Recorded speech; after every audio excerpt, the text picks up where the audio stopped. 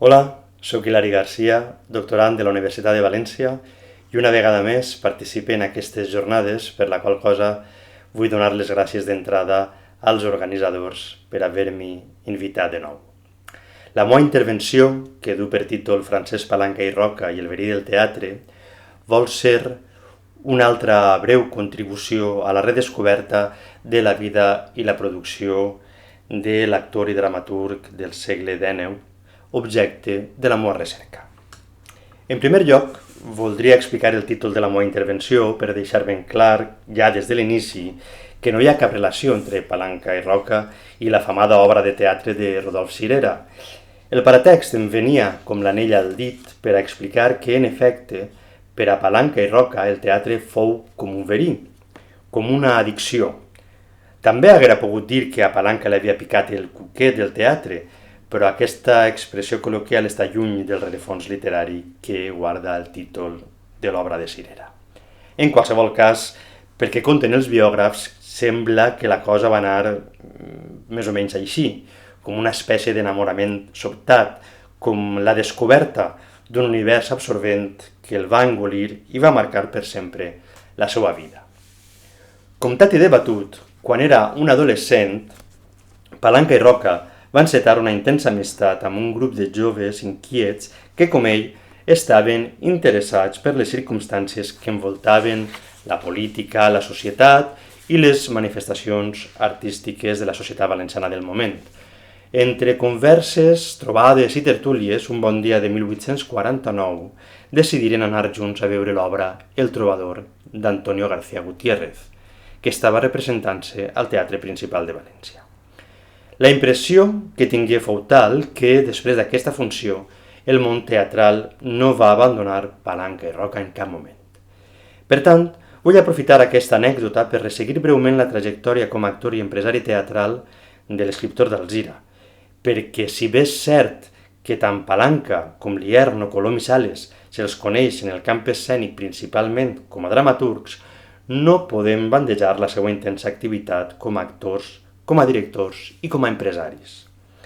Aquest vessant més desconegut de Palanca i Roca bé mereix que es doni a conèixer perquè la tasca que desenvolupava era complementària a la de l'escriptura. A més, ens cal encara una història dels actors i les actrius del nostre segle XIX i dels empresaris teatrals que sostenien les companyies i les sales amb una aposta per la producció autòctona i que tots plegats tant van fer per mantenir viva la nostra llengua en els escenaris valencians.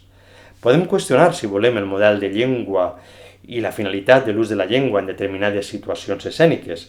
però la seva presència era permanent a les sales, malgrat les prohibicions, i això cal posar-ho en valor. En conseqüència, faré un breu recorregut per la trajectòria com a actor, empresari i director de Palanca i Roca. Una vida dura que va haver de compaginar amb altres oficis i amb l'escriptura, perquè en aquells anys molts pocs van poder viure de la seva dedicació exclusiva al teatre, llevat d'aquells grups d'actors que havien format una família i procedien d'una llarga saga de còmics itinerants. En aquest bloc no es trobava Palanca i Roca, però ell sí que fou el primer d'una saga de palanques que, com veurem al final, es van dedicar a l'actuació o a la creació. Recuperem el fil de l'inici. Com he dit adés, l'assistència a la representació del Trovador va suposar un abans i un després en la trajectòria vital de Palanca i Roca. El cuquet o el verí del teatre va entrar en el seu interior i a partir d'aquest moment tota la seva vida va girar al voltant de l'univers teatral. Fet i fet, després d'aquest punt d'inflexió, el jove Palanca es va interessar de manera quasi febril pel món de la representació teatral. I la millor manera d'introduir-se en aquest terreny en aquell moment era a través d'una companyia formada per aficionats. Esta companyia estava regentada per Manuel Tió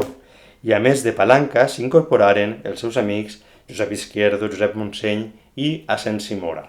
Allà conegueren dos joves que juntament amb Mora esdevindran figures importants en l'escena valenciana i espanyola de la segona meitat del segle XIX, Eduard Cortés i Antonio Vico, este últim membre d'una llarga família de còmics.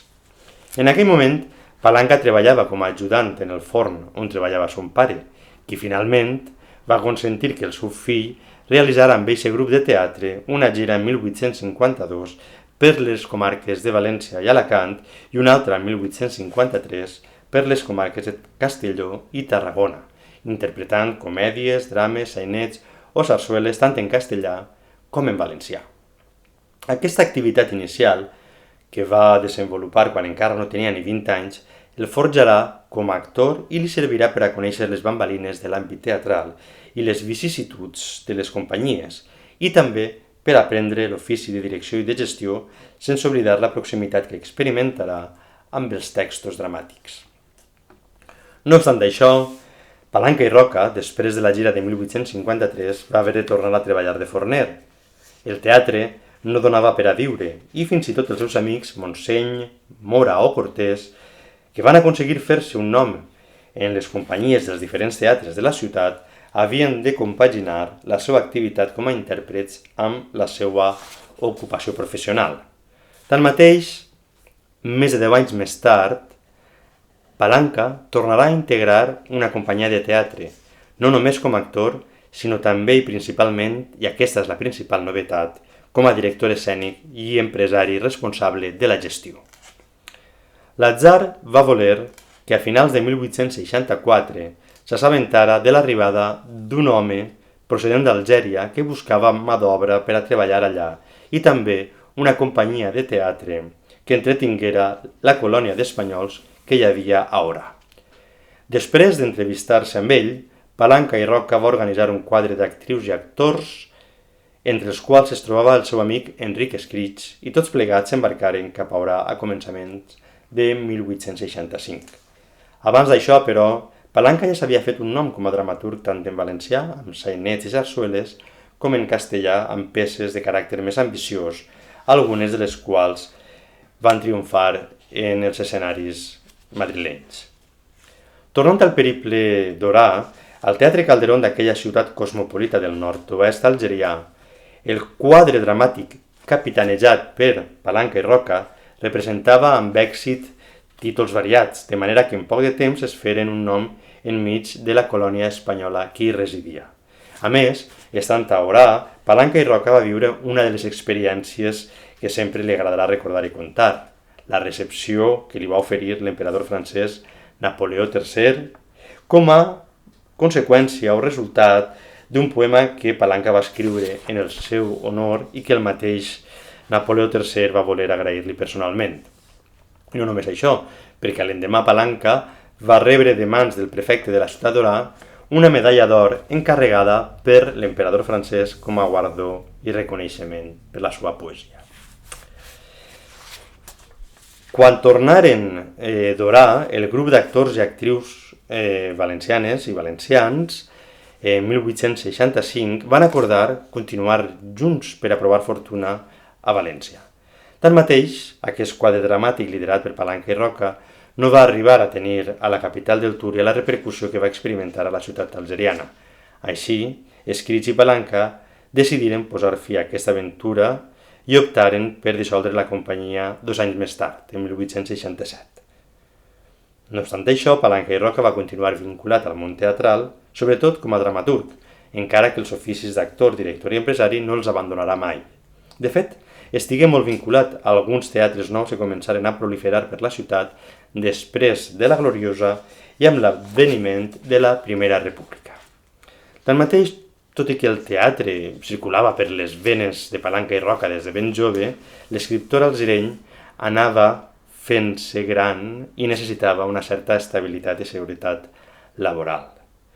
És durant aquest període que trobarà finalment una ocupació definitiva com a vedell de la Universitat de València que, d'alguna manera, l'alliberarà de les eventualitats econòmiques del món del teatre.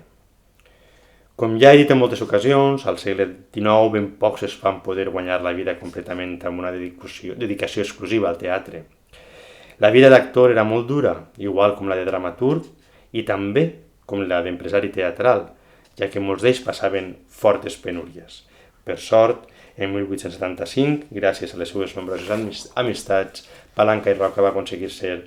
vedell de la Universitat de València. Tot i el seu nou treball, el món del teatre no el va abandonar mai,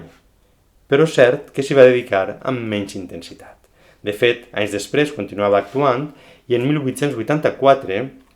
encara va protagonitzar, juntament amb el seu fill, l'estrena de la seva obra Ortigues i Roselles al Teatre Cafè Sir Colón de València, en una funció que els amics volien dedicar al seu benefici,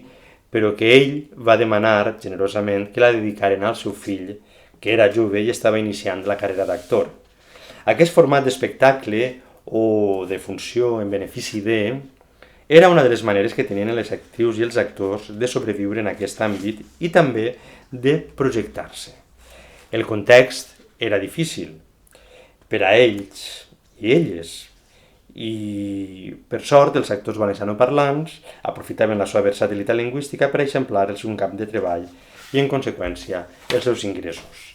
A més, a partir de la segona meitat del segle XIX, en els coliseus teatrals, pertanyents a la burgesia, com per exemple el Teatre Principal de València, començaren a programar-se obres en valencià, la qual cosa va ser un element positiu per a la supervivència de molts d'aquests actors que tenien la possibilitat de fer teatre tant en valencià com en castellà. En definitiva, en aquesta intervenció hem pogut observar les vicissituds que va viure Palanca i Roca com a actor, director i empresari teatral. La dura vida dels actors del segle XIX mereix ser rescatada i reivindicada. El periple d'algun d'ells comença a ser reconegut, com el cas de García Parreño, però hi ha també Felip Garcí, Maria Toral, Asensi Mora, Matilde Ruiz, Asensi Faubel, Amàlia Mondejar, Leandre Torromé i un llarg, etc. Alguns d'ells, menestrals que compaginaven la seva activitat professional amb el teatre, d'altres, membres d'una saga familiar d'actors, o, com en el cas de Palanca i Roca, un menestral que va viure parcialment de teatre i que va donar origen a una saga familiar d'actors, començant pel seu germà de part de pare, Antoni Palanca i Hueso, i seguint pel seu fill, Francesc Palanca i la Baila, que, com hem vist, va començar al costat del seu pare en el tombant del segle XIX i va esdevenir un dels actors més destacats de l'escena espanyola de la primera part del segle XX, ja que va arribar a ser primer actor i director del Teatre Lara de Madrid, va formar part com a membre integrant de la companyia de teatre de Maria Guerrero i va obtenir la càtedra de declamació del Conservatori de València. Així, la saga dels Palanca va aconseguir, al final, viure completament del teatre. Moltes gràcies.